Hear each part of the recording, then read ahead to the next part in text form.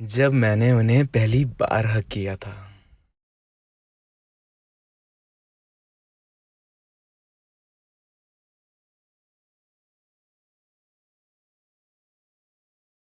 ये बात आज से ठीक 1 साल पहले की है, 30 जून 2018।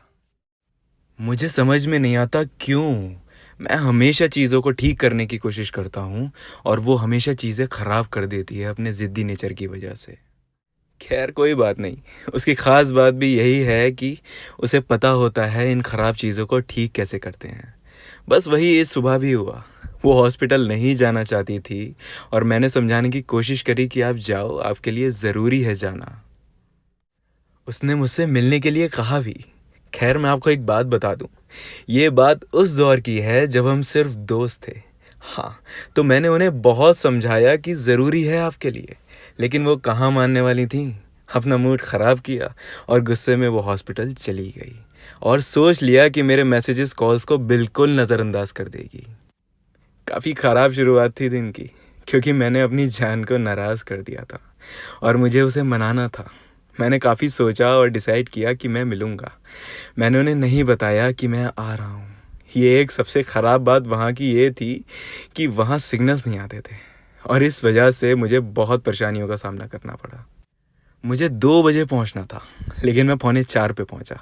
रास्ते भर मैं बस यही सोचता रहा कि कहाँ हमसे गलतियाँ हो जाती हैं। हर ख़्याल उसी का आ रहा था और मुझे पता भी नहीं चला कब अपनी मंज़िल पहुँच गया। मुझे आधा घंटा लग गया उनका हॉस्पिटल ढूँढने में, क्योंकि मुझे नाम भी नहीं पता था उस हॉस्पिटल का। तभी मैंने कार खड़ी देखी जिसके पीछे जय गुरुजी लिखा हुआ था। मैं समझ गया ये कार उन्हीं की है। मैं उस कार के पास जाके खड़ा हो गया। मैंने एक मैसेज लिखा कि अगर आपका मूड अब ठीक हो और आप मिलना चाहती हो तो बाहर आ जाना, और सेंड कर दिया। और मुझे पता था कि भगवान मुझे मेरे करे की सज़ा ज़रूर देगा। वो मैसेज 2 घंटे बाद डिलीवर हुआ और मैं बस तब तक इंतज़ार करता रहा। और मेरी किस्मत इतनी ख़राब कि मेरे फ़ोन में बैटरी भी बहुत कम रह गई थी। आप लोग सोच रहे होंगे कि भले आदमी अंदर चला जाता। तो खैर एक छोटी सी बात बता दूं, मुझे नहीं पसंद ऐसे कहीं पे भी जाना। मैं चाहता था कि वो बाहर आए और मुझे खड़ा देख चौंक जाए। और फिर फाइनली उनकी कॉल आई और वो काफ़ी गुस्से में थी। उन्होंने मेरा मैसेज अभी तक नहीं पढ़ा था और कॉल उठाते ही मैंने बोला, मैडम कम से कम कार तो सही से पार्क करो, लोग मुझे आके सुना रहे हैं। उन्होंने पूछा तुम कहाँ हो? मैंने कहा घर पे बैठ के तो मुझे पता नहीं चलेगा कि आपकी कार कैसी खड़ी है, तो हॉस्पिटल पे ही होऊंगा ना। उन्होंने कॉल रखी, हॉस्पिटल में तबीयत खराब का बहाना बनाया और भागती हुई बाहर आई। और मैंने जब उन्हें देखा मेरी आंखें ऐसी नम सी हो गईं।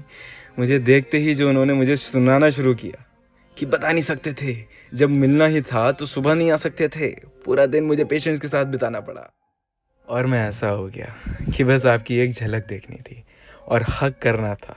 बस ये हक वाली बात मैं मन में ही बोल पाया, क्योंकि हिम्मत नहीं थी। पहले कभी किसी लड़की को गले नहीं लगाया था। मैं देख पा रहा था वो उनके चेहरे पे मेरे साथ होने की जो खुशी थी। फिर हम बैठे कार में और घूमने निकल गए। मैंने रात से कुछ भी नहीं खाया था, तो मैंने उन्हें बोला मुझे काफ़ी भूख लग रही है। उन्होंने पास ही एक रेस्टोरेंट में कार रोकी और कुछ खाने के लिए ले आई। और फिर मैंने फरमाइश करी कि आप अपने हाथों से खिलाओ, और उन्होंने खिलाया। मैंने अपनी ज़िंदगी ढूंढ ली थी उस लम्हे में। प्यार ढूंढ लिया था मैंने उस शख्स में। मैं इतना खुश था कि मैं बता नहीं सकता था। मैं दूसरी बार मिला था। फिर अचानक कुछ बात इस कदर बिगड़ी कि मैंने गुस्से में उनका हाथ छोड़ा, गेट खोला और बाहर आ गया।